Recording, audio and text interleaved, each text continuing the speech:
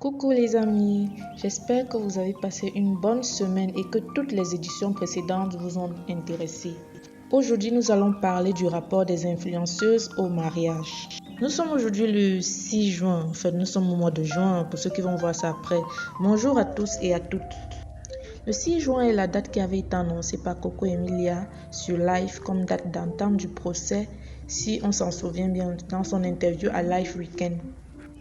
C'est à cette date que les débuts des hostilités judiciaires allaient être entamés entre elle et son futur ex-époux Francis Wemba. Essayons de voir l'historique de ces deux personnages. Parlons de Coco Emilia, dit Biscuit de mer. Coco Emilia est une jet-setteuse camerounaise connue pour ses rapports sulfureux avec le monde du showbiz, du sport et connue pour son style de vie à la Kim Kardashian et pour ses clashs. On ne sait réellement pas quelle est l'origine de sa fortune. Tout ce qu'on sait demeure des rumeurs qui disent que c'est une call girl de luxe.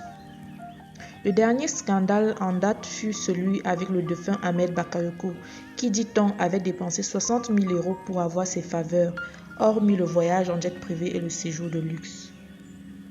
Donc la meuf de base avait déjà la célébrité, l'argent, les entreprises et sont chez elle.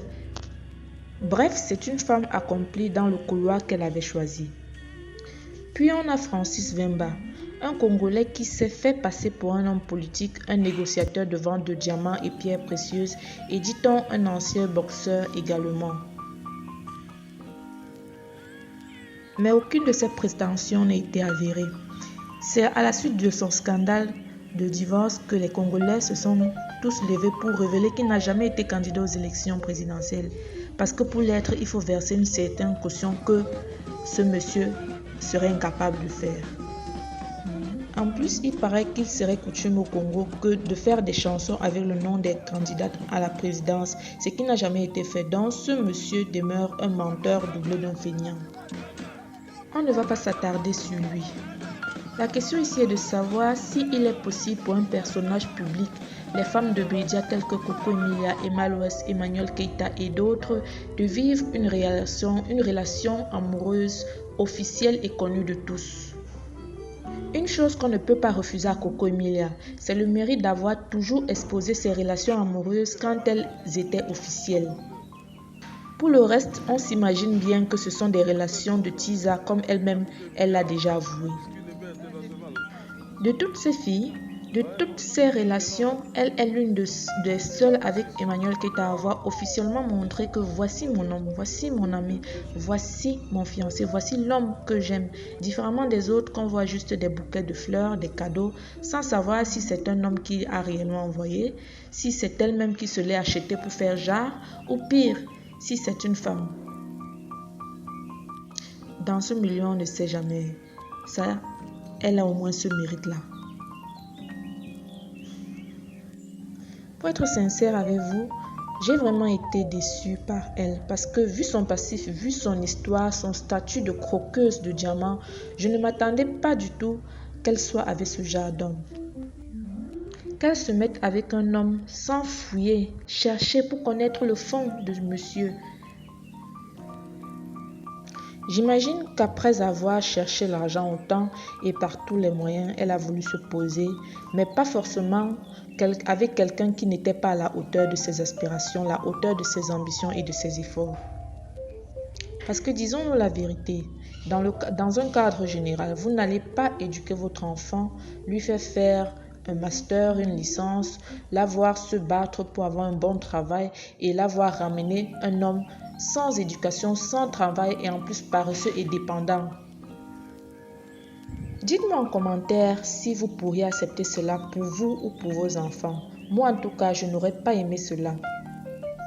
Est-ce à dire que l'amour devrait être intéressé plutôt qu'aveugle? Parce qu'on voit avec l'histoire de Coco les conséquences de l'aveuglement dans l'amour. Au début, je regrettais, je me suis dit j'ai perdu du temps avec lui, mais dans ma tête, je me dis toujours Dieu ne fait rien pour rien. Ce qui s'est passé, ça doit être un épisode de ma vie que je devais vivre et dont je devais en tirer des conclusions. Donc, qu'est-ce que Francis pourrait faire aujourd'hui?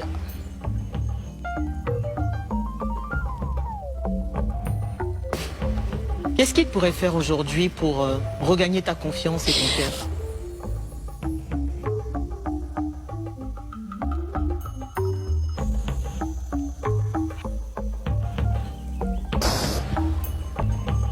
comprends l'émotion de cette situation et que tu reviennes sur cette partie douloureuse de ta vie de couple.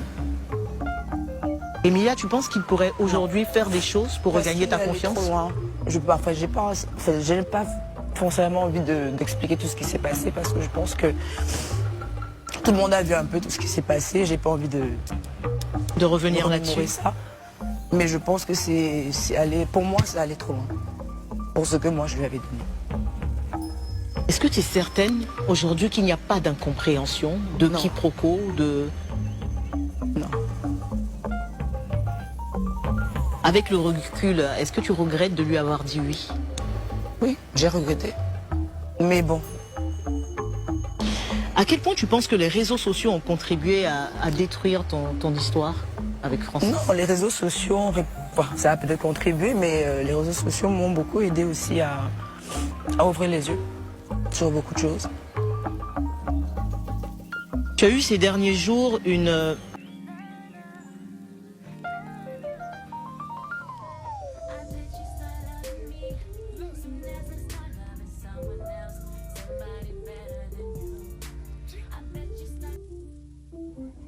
D'office, pour moi, ce mariage était voué à l'échec.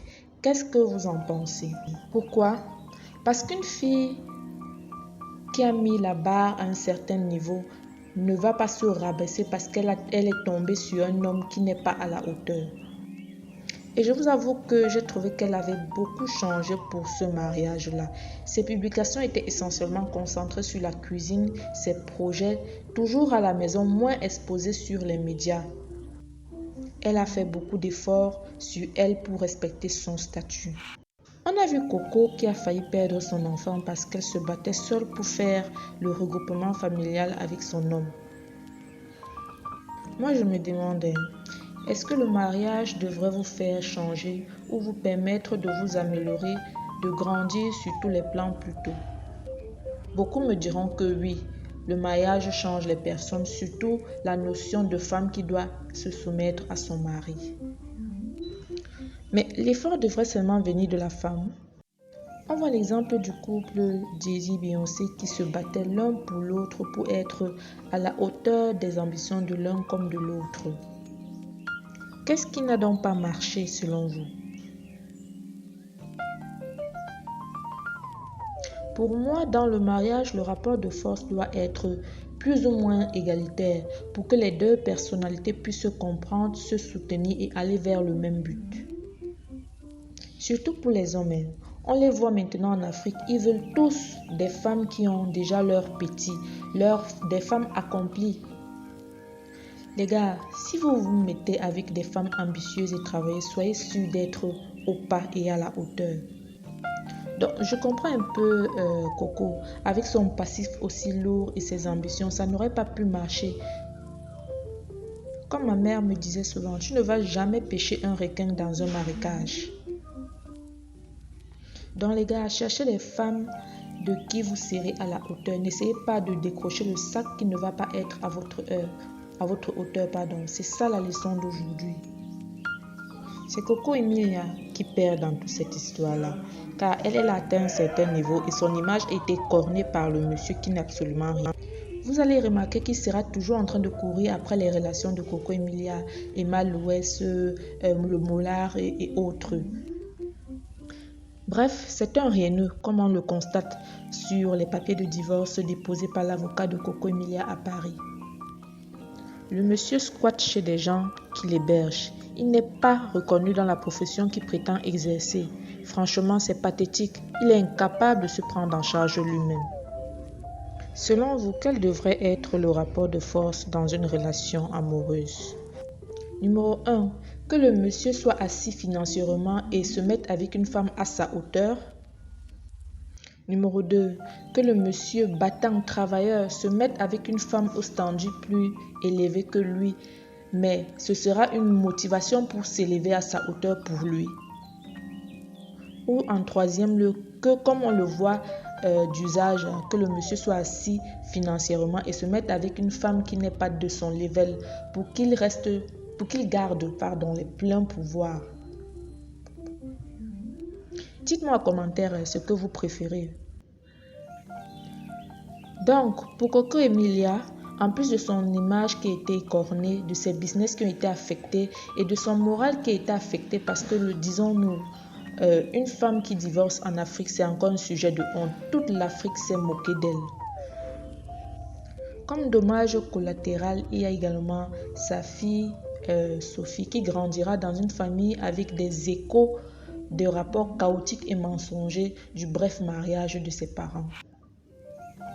J'ai également une pensée pour les parents de Coco qui, d'après les lui dire, n'étaient pas d'accord de base avec ce mariage, mais elle s'est tellement entêtée qu'ils l'ont suivi dans cette mascarade. Je ne vais pas parler des différentes conquêtes de ce monsieur concubine qui envoyait des messages, des vidéos pour humilier Coco, car je crois au retour de Manivelle. Si tu as été Tisa, assume que demain tu te maries, quelqu'un d'autre se sucre avec ton mari. Je m'attarde sur l'impact psychologique que ça peut avoir sur elle. Elle pourra souffrir d'une dépression ou d'un burn-out. Elle semblait pourtant très amoureuse. Qu'est-ce qui n'a pas marché? Est-ce un effet de baisse? Je me marie et je divorce par la suite. Est-ce que cet homme ne lui correspondait pas? Est-ce qu'il aurait pu faire quelque chose de grave qui la pousse à le quitter? Est-ce qu'elle est impatiente et ne supporte pas le mariage? Parce que pour moi, le mariage ne se résume pas au beau temps des premiers jours du mariage là. Il faut passer par des difficultés, transcender ces difficultés pour créer un foyer. Peut-être qu'elle n'est pas faite pour le mariage. Je comprends maintenant pourquoi ces filles n'ont pas d'homme officiel. Elles font croire qu'elles sont en couple, qu'elles préservent leur couple. Elles nous montrent au travers des cadeaux, des soi-disant hommes avec qui elles seraient en couple, des rapports idylliques, alors qu'elles fuient toutes les réalités du mariage. Avis à toutes les futures influenceuses, gardez déjà en tête que vous serez et vous êtes des femmes de l'ombre, le chat noir comme les Camerounais disent. Jamais officialisé, toujours caché. Vous les hommes, dites-nous, est-ce facile pour vous d'assumer les femmes exposées, les femmes publiques? Si oui, sous quelles conditions? Mes chéris, si cette édition de Droit de regard vous a plu, veuillez vous abonner et activer le pouce like. Merci, c'est gratuit. Merci beaucoup pour votre attention et continuez à regarder les autres éditions et les prochaines éditions arrivent également. Donc, activez la cloche de notification. Bisous.